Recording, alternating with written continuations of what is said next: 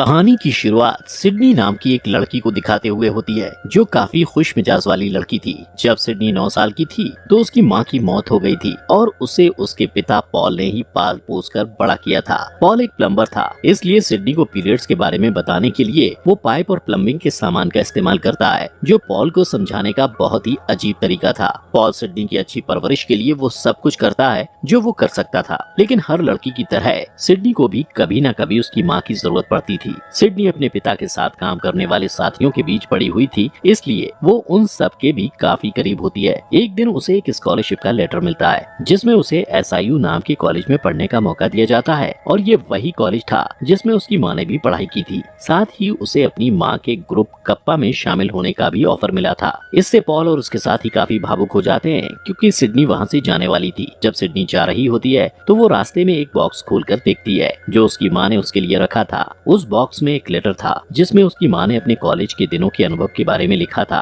उसमें सिडनी की माँ ने उसे सलाह देते हुए लिखा था कि उसे हर एक पल को जीना चाहिए और जो भी उसके दोस्त बनेंगे वो जिंदगी भर उसके दोस्त बने रहेंगे। जब सिडनी कॉलेज पहुंचती है तो वो अपनी रूममेट डेमेट्रिया रोजमेट से मिलती है, जिसे डिंकी भी कहते हैं। डिंकी भी कप्पा के दल में शामिल होने वाली थी, इसलिए वो दोनों तुरंत दोस्त बन जाती हैं। इसके बाद स्टूडेंट काउंसिल की हेड रेचल विशबर्न को दिखाया जाता है जो सब पर बहुत जुल्म करती है। रेचल उस यूनिवर्सिटी की वेबसाइट पर जाती है जहाँ कॉलेज के सबसे आकर्षक स्टूडेंट की लिस्ट होती है और रेचल देखती है कि वो उन सब में टॉप पर है। रेचल टेलर नाम के एक लड़के को पसंद करती है जो कि पॉपुलर लोगों की बिरादरी का हेड होता है। रेचल और टेलर के पिता कॉलेज के ट्रस्टी थे और कॉलेज के फंड में 80% रकम देते थे, इसलिए उन दोनों का कॉलेज में ज्यादा नाम था और कॉलेज का स्टाफ भी उन्हें ज्यादा मान देता था। यहाँ ये भी पता चलता है कि टेलर और रेचल एक साथ प्रोजेक्ट पर काम कर रहे थे जिसका नाम विचबर्न प्रिंस ग्रीक लाइफ सेंटर है। वो दोनों अमीर स्टूडेंट्स के लिए एक बिल्डिंग बनाने का प्लान कर रहे थे और इसके लिए वॉर्टेक्स नाम की एक पुरानी बिल्डिंग को गिराना चाहते थे। वॉर्टेक्स कॉलेज के कुछ स्टूडेंट्स का था जिन्हें बेवकूफ समझा जाता है और इसलिए उन्हें डॉग कहा जाता है। इसके बाद सिडनी और डिंकी कैंपस में जा रहे होते हैं जहाँ काफी भीड़ होती है। इस बीच टायलर के दोस्त नए स्टूडेंट को देख रहे होते हैं। टायलर का एक दोस्त एक स्टूडेंट को परेशान करने के लिए उसकी तरफ बॉल फेंकता है,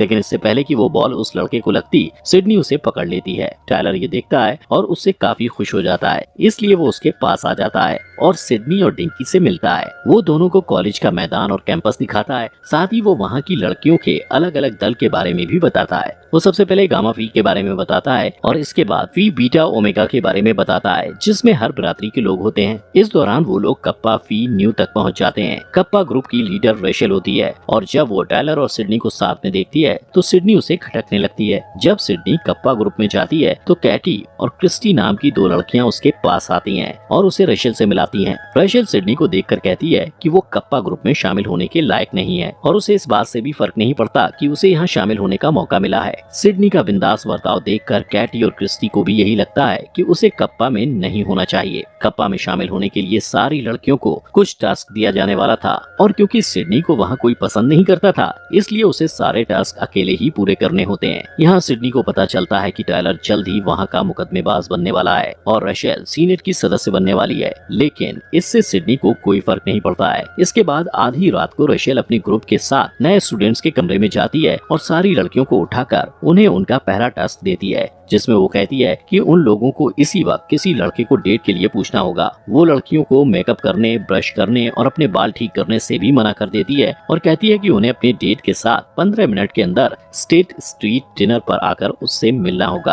अब इससे सिडनी काफी उलझन में होती है और किसी लड़के को ढूंढने लगती है। बहुत ढूंढने के बाद उसे लेनी नाम का एक लड़का मिलता है जो किताबी कीड़ा होता है। वो उसे उसके साथ डेट पर जाने के लिए पूछती है और इससे पहले कि लेनी जवाब देता, वो उसे तुरंत लेकर रेचल के बताए हुए पते पर टाइम से पहले पहुंच जाती है। इसके बाद रेचल उसे दूसरा टास्क देते हुए कहती है कि उसे लेनी को छोड़ना होगा। सिडनी कहती है कि वो ऐसा नहीं करेगी क्योंकि लेनी एक अच्छा लड़का है। रेचल उसे लेनी और कप्पा ग्रुप के बीच किसी एक को चुनने के लिए कहती है, इसलिए सिडनी को उसकी बात माननी पड़ती है। इस बीच लेनी बाथरूम जाता है और जब वो वापस आता है तो वहाँ पर कोई और नहीं होता है। यहाँ उसके साथ और भी बुरा होता है क्योंकि उसे ही सारा बिल चुकाना पड़ता है। सिडनी की परवरिश कुछ ऐसे हुई थी जिससे वो सारे टेस्ट को बाकी लड़कियों से ज्यादा अच्छे से पूरा करती है और इस बीच वो अनजाने में ही बाकी लड़कियों को प्रेरणा दे रही होती है कि वो रशेल की गलत बातों से कैसे दूर रह सकते हैं। इससे रशेल को बहुत गुस्सा आता है, लेकिन वो इस बारे में कुछ कर भी नहीं पाती। इधर सिडनी टेलर के काफी करीब जा रही होती है और टेलर को भी वो अच्छी और प्यारी लगती है। एक दिन सिडनी की मुलाकात लेनी से होती है और वो उससे अपने किए की माफी मांगती है और बताती है कि उसने ऐसा टेस्ट की वजह से किया था, लेकिन लेनी वहाँ से चला जाता है। इसके बाद रशेल सारी लड़कियों को इकट्ठा करके ये कहती है कि अब टेस्ट वाला राउंड खत्म होने वाला है और बहुत जल्द वो सब कप्पा सिस्टर्स बनने वाली हैं। इसके लिए कॉलेज में अगले दिन एक ट्रेडिशनल प्रोग्राम होने वाला था, जहाँ रशेल कप्पा सिस्टर्स का नाम ऐलान करने वाली थी। यहाँ रशेल एक विजेता को चुनती है जिसे आने वाले प्रोग्राम के लिए ड्रेस मिलने वाली है, लेकिन जब रशेल देखती है कि सिडनी विजेता है तो उसे अच्छा नहीं लगता। इस दौरान सिडनी को यूनिवर्सिटी की वेबसाइट के बारे में पता चलता है, जहाँ सबसे आकर्षक स्टूडेंट की लिस्ट होती है,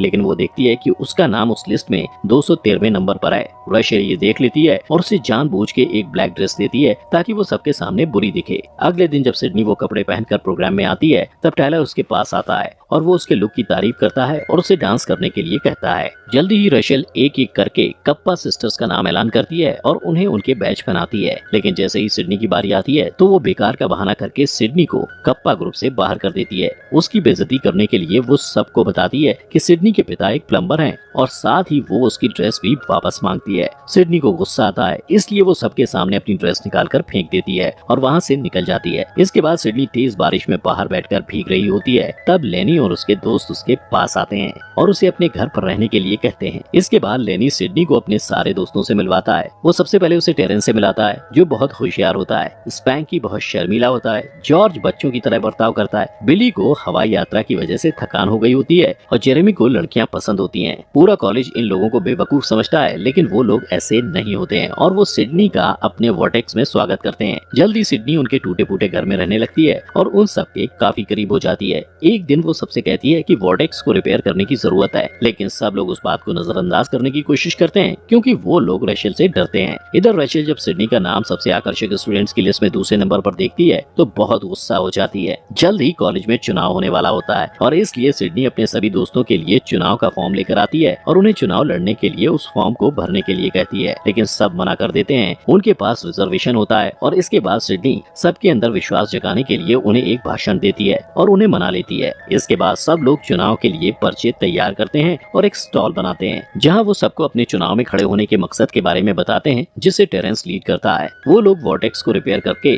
बाकी ग्रुप को भी सुधारना चाहते थे, लेकिन उनका असली मकसद रशेल को स्टूडेंट काउंसिल से बाहर करना था। इस बीच डिंकी उनके स्टॉल पर आकर सिडनी से माफी मांगती है और लेनी के साथ फ्लर्ट करने लगती है। उसी वक्त रशेल वहाँ से गुजर रही होती है और स्टॉल पर रुककर कहती है कि वो लोग ये चुनाव कभी नहीं जीतेंगे, लेकिन सिडनी उसकी बातों को नजरअंदाज कर देती है। इसके बाद अगले सीन में सिडनी लाइब्रेरी में होती है और टायलर उसके टेबल के पास फूल लेकर आता है और उसे उसके साथ डेट पर चलने को कहता है, लेकिन सिडनी मना कर देती है। पर जब टायलर वहाँ लगातार गाने गाने लगता है तो वो परेशान होकर उसके साथ डेट पर जाने के लिए मान जाती है। इसके बाद टायलर उसे एक जगह पर लेकर जाता है जहाँ वो बेघर बच्चों को खाना खिलाता है और ये देखकर सिडनी उससे काफी इम्प्रेस हो जाती है। फिर वो और टायलर डूबते हुए सूरज को देखकर अपना खाना खाते हैं और साथ में काफी मजे करते हैं। जब सिडनी वापस आती है तो देखती है कि उसके रूममेट्स उस पर नजर रख रहे हैं, इसलिए वो उन्हें सजा के तौर पर ये कहती है कि वो उन्हें अपनी डेट के बारे में कुछ नहीं बताएगी। दूसरी तरफ रशेल टायलर के कमरे में होती है और उससे बात करती है। वो कहती है कि सिडनी चुनाव में उन्हें हराने के लिए ये सब कर रही है, लेकिन टायलर उसकी बात नहीं सुनता और उसे वहाँ से चले जाने के लिए कहता है। इधर सिडनी और उसके दोस्त टीवी देख रहे होते हैं, जहाँ आने वाले चुनाव के लिए उनके ग्रुप के बारे में बताया जा रहा होता है। वो लोग चुनाव में freedom to the seventh power के नाम से खड़े हो रहे थे। सिडनी का ग्रुप बदलाव और समानता पर विश्वास करता था, लेकिन रशेल के लिए सिर्फ पॉपुलैरिटी और लोगों का लुक मायने रखता था। इसलिए सिडनी को लोगों से ज्यादा सम्मान मिलता है और वो सबसे आकर्षक स्टूडेंट की लिस्ट में टॉप पर आ जाती है, जिससे रशेल और भी ज्यादा गुस्सा हो जाती है और कहती है कि सिडनी को सबके सामने बदनाम करना होगा। इसके बाद टायलर वॉर्टेक्स में जाता है और सबको आने वाली पार्टी में शामिल होने के लिए कहता है। पहले तो सब घबराकर मना कर देते हैं क्योंकि वो लोग इससे पहले किसी पार्टी में नहीं गए थे,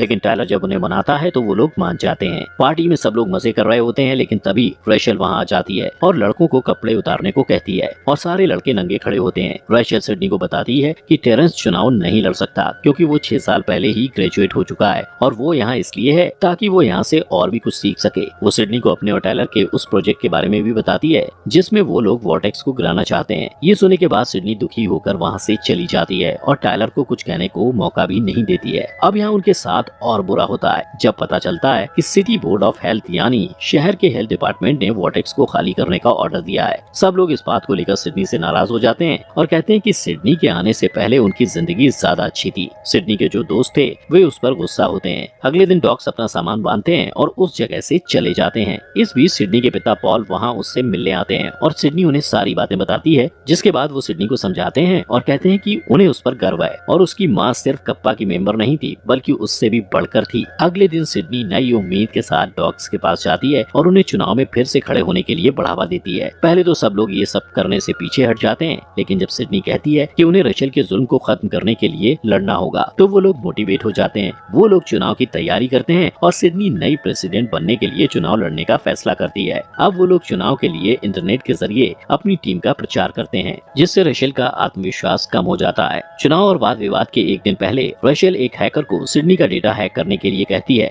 जब सिडनी को इस बात का पता चलता है तो वो पहले तो घबरा जाती है, लेकिन वो हार नहीं मानती और रात भर लाइब्रेरी में बैठकर वापस से सारा काम करती है। अगले दिन चुनाव का दिन होता है, पर थकान की वजह से सिडनी लाइब्रेरी में सो जाती है। जल्द ही प्रेसिडेंट के लिए चुनाव शुरू हो जाता है, लेकिन डॉक्स को सिडनी कहीं नहीं मिलती। कुछ देर बाद टायलर उसे लाइब्रेरी में पाता है और उसे किस करके उठाता है। इससे सिडनी टाइम पर स्टेज में पहुंच जाती है और ये देखकर हैरान हो जाती है कि कितने सारे स्टूडेंट्स उसका सपोर्ट कर रहे हैं। वो डिबेट में अपना भाषण देती है, जिससे सब मोटिवेट होते हैं और एक एक करके अपने मन की बात कहते हैं कि उन्हें डॉक होने पर गर्व है। सिर्फ सिडनी के दोस्त ही नहीं बल्कि कप्पा सिस्टर्स भी उसका साथ देती हैं और रचेल को स्टूडेंट काउंसिल से बाहर करने के लिए वोट देती है। रचेल ने उनसे वादा किया था कि अगर वो लोग उसे वोट देंगे तो वो उन्हें महंगे कपड़े देगी, लेकिन इसके बावजूद वो लोग रचेल का साथ नहीं देते। सिडनी चुनाव जीत जाती है और उसका ग्रुप वोटेक्स को रिपेयर करता है। साथ ही वो लोग वहाँ के बदलाव से बहुत खुश होते हैं। पॉल और उसके साथी भी उनकी मदद करने के लिए आगे आते हैं। लेनी और डिंकी के साथ टायलर और सिडनी भी एक दूसरे को डेट करना शुरू कर देते हैं और जॉर्ज को एक खूबसूरत चीयर लीडर प्रपोज कर देती है। इस बीच टेरेंस वहाँ अपनी महंगी कार लेकर आता है और बताता है कि उसने अपना नया और आकर्षक आइडिया $10 मिलियन